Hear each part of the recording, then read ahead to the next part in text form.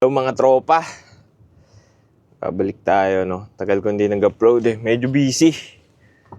Lalo na last week. Sobrang busy ko last week. 1 week akong nasa Camp Belton. Kaya wala akong ginawa doon. Work lang ng work. Nag-hotel kami. Kaya itong driveway namin, head west on Rue Ryan Street toward Hildegard Drive. okay. Kaya itong driveway namin, nag-decide na lang kaming magbayad ngayong taon. Kasi, pag napabayaan niya, magiging yellow, mahihirapan na ako makapark dyan. Kasi, titigas, di ba? Continue on Rue Ryan Street for 1.5 kilometers. Okay, maluwag, go. Kaya yung nagbayad na lang kami ngayong season, 575 kasama na yung tax. Sila nang bahala mag-plow dyan. So kahit ipadala ako ng company sa malalayo, tigtas na ako sa pagpapala. I-OOT ko na lang yung ibabayad doon para hindi kami ma-damage. Mahal din eh. Ngayon, half day lang ako. 12 PM ako mag-i-start ng work. Kasi kaninang umaga, dinala namin si baby sa check-up niya. Yun yung 6 months check-up niya. So, may go signal na from our family doctor na pwede na siyang kumain ng solids. I-introduce na namin sa kanya yung solid food. And eventually, ayun, mag-transition na doon para kumain na rin siya ng solid food, no? So far, itong winter season na to, wala pa ako na-encounter na severe. Lahat kayang-kaya ng van na to. Kahit naka-all season pa rin ako, bukas pa ako magpapalit ng winter tires. Nahirapan ako magpa-approve and eventually na-approve. Let's go. Asyon lang, may maiksing topic lang ako gustong pag-usapan, no? Yung mga culture shock dito sa Canada. Sa akin kasi may mga culture shock talaga kami dito eh. Lalo na nung bagong-bago pa kami, nung first week. Talagang nakakapanibago, parang kung iisipin namin, parang kilala ba namin yun? Alam ko meron din kayong mga ano rito, no? Yung mga dito sa Canada. May mga culture shock story din kayo. Sa amin ang number 1 yung ano talaga, pagiging friendly ng mga tao. Hindi ko naman sinasabing hindi friendly sa Pinas, no? Friendly sa Pinas. Continue on New Brunswick 128 West for 5 Okay, kilometers. let's go. Ang tinutukoy ko is yung hindi mo siya kilala, tapos biglang nagka-eye to eye contact kayo, bigla ka na lang babatiin ng kamusta ka na. Parang nag-i-start sila lagi ng small talk. Parang nagulat lang kami. Ano, first day, first week, mga nakakasalubong namin, biglang nagkatitigang kayo, kakamustahin ka na lang bigla, kamusta ka naman, kamusta yung araw mo, tapos tatapusin nila yung conversation ng have a good day. Parang wow, sabi ko. Galing naman, sabi ko. Dito yun sa New Brunswick, no? Kasi baka sa ibang province, suplado yung mga puti, diba? Dito hindi eh, mabait talaga nila eh. Yun yung number 1 sa listahan ko. Ang ikalawa naman sa listahan ko, yung mga boss. Yung mga manager, mga ganyan, mga director. First name basis lang. Ba, pangalan ng director ko noon, siyempre, di ba, boss yun. Stefan. Tawag lang namin, Stefan. Sabi ko, wow, ang galing naman dito. Kasi sa Pinas, Bisor pa nga lang, boss na tawag mo eh. Di ba? Yung mga manager, boss yan. Tas talagang boss na boss umasta sa Pinas, di ba? Dito hindi eh, parang wala lang, parang co-worker mo lang. Pag nakasalubong mo, hi Stefan, gaganon ka lang.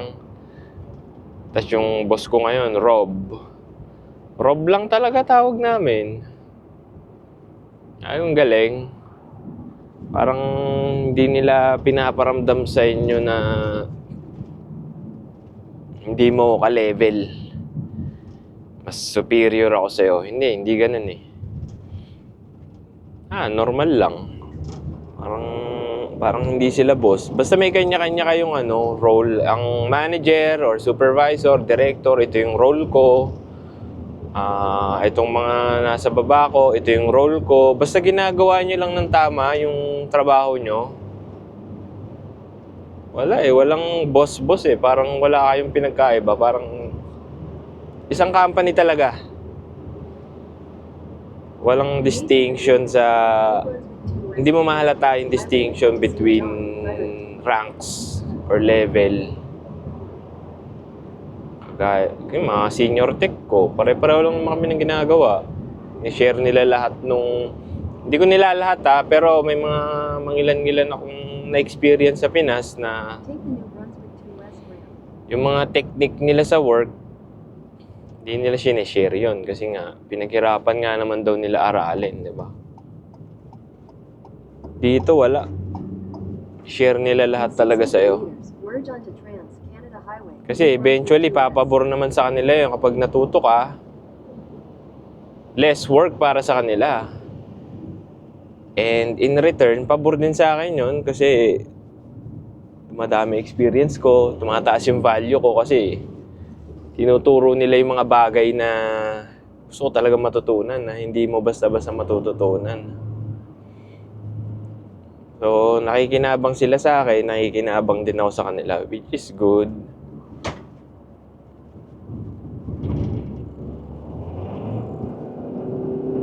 Continue on New Brunswick to West for 22 Ito ngayon ako sa van na to eh, ang bagal. Bagal umarangkada.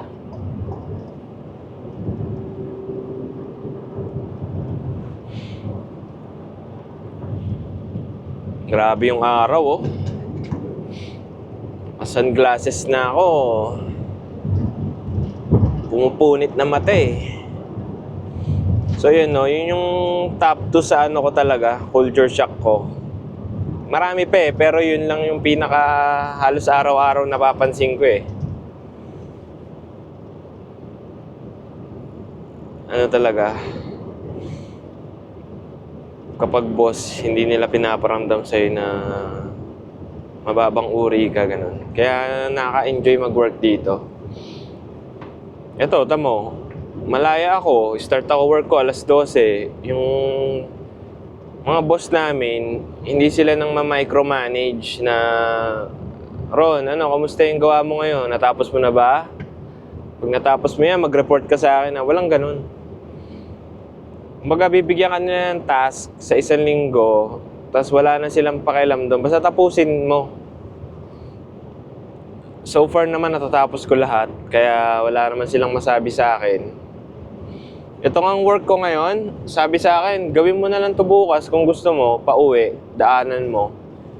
Sabi ko hindi na kasi baka malate ako sa appointment ko sa Gulong.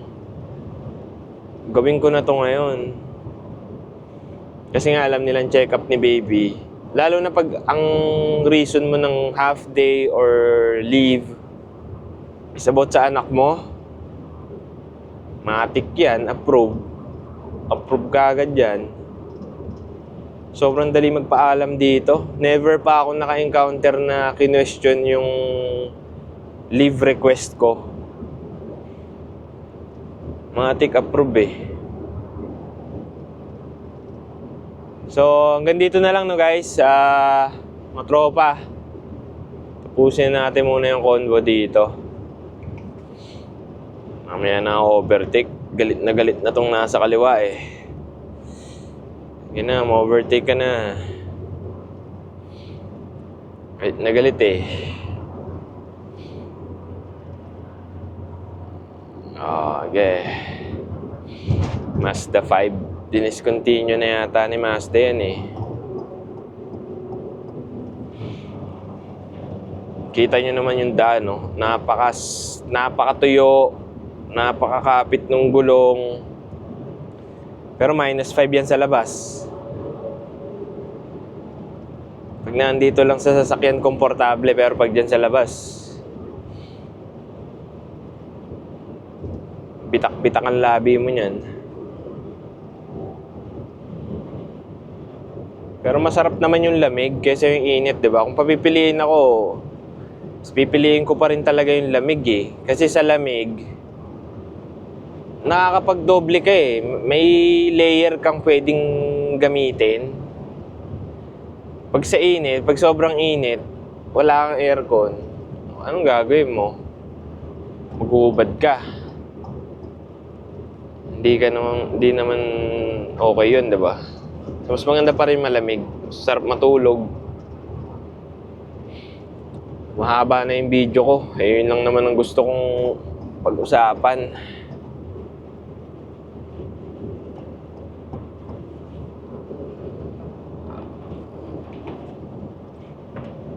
So yun lang, no? Yun yung dalawang napansin ko talaga culture shock sa akin na number 1, yung masyado silang palabate, nag-i-initiate agad sila ng small talks, and ikalawa, yun nga, yung mga boss tsaka yung mga rank and file parang halos walang pinagkaiba. Siyempre yung sahod, no? Pinagkaiba, malaking pinagkaiba ng sahod. Pero the way nila tratuhin yung coworkers nila, empleyado nila, ibang iba eh. Ayun lang, no? Next time ulit mga tropa, kung magkakaroon uli ako ng time, sana magkaroon uli ng time, no? Kasi napaka-busy ko ngayon. Pinapadala ako kung saan-saan kasi yung dalawa kong ka-work, wala. Mag-isa lang ako ngayon. Saan ako nilalagay tuloy. Next time ulit mga tropa. Paalam!